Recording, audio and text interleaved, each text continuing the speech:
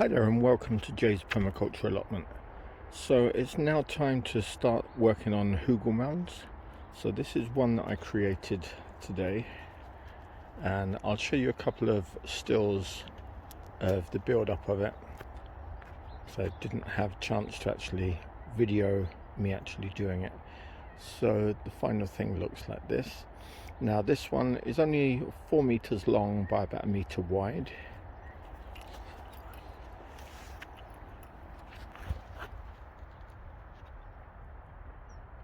And it's probably around 18 to 20 inches tall. And you'll see from the photos, the first stage was just putting some logs down. Now, if you live in an area that doesn't tend to hold on to much water, if you actually dig a trench and then put the logs into that so they're actually submerged, you'll actually find that trench will retain more fluid, therefore keeping the Hugelkultur Mound moist for longer. Hugelkultur Mounds tend to keep their moisture, and that's one of the benefits of having them. It's like a wicking system. So as I say, where I am at the moment in the UK, we get good rainfall, and if you don't watch out, you end up getting waterlogged. The ground here is actually pretty well draining, so we don't have that problem on this site, but because we do get regular rain, I didn't panic too much. So I just started with logs, as you'll see from the photo. Then onto that I add some wood chip. Now the wood chip had already been in bags rotting down for over a year, so again that'll actually give a good boost to the fungal side of things as it's breaking down.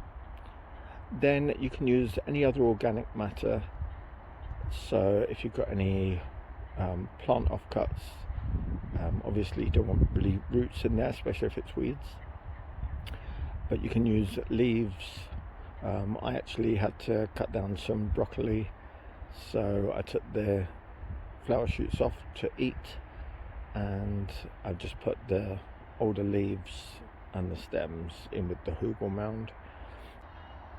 Sorry, being distracted. A sparrowhawk was just chasing a magpie.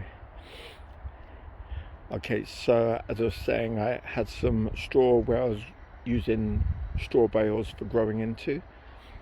After the first year, they've really broken down nicely, so I've put a layer of that on top of the broken down wood chip and the broccoli. Then I had some grass clippings and wood shavings that had composted down, so I compacted that in, filling in all the gaps, and then a nice layer of homemade compost. And then over the autumn and winter, that'll really settle in nicely. You can plant into it straight away, so I may even put some onions in here. I've got a few other things that I might put in, but next year I'll probably grow some squashes on there because they really do well. I've got an established Hugelkultur Mound which I will show you. Let's quickly go over there now.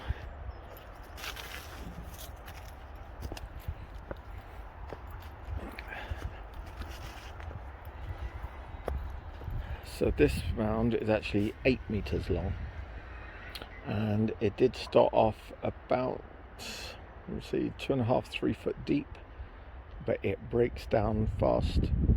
So again, this one actually had fresh straw, so obviously once that breaks down it loses a lot of height, but I have topped it up with some fresh homemade compost. And in here I grew loads of elephant garlic, and the garlic was amazing. They were huge.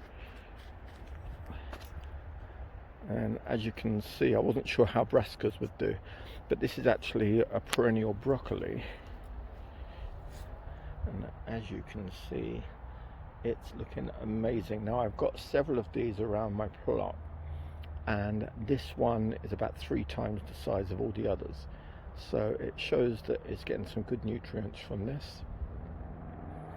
And then I have some strawberries and things in here as well. There's a goji berry, which was just a cutting, but as you can see, it even fruited. Just a lemongrass, and so that's actually bindweed that's wrapped itself around. This is a young pomegranate that I grew from seed.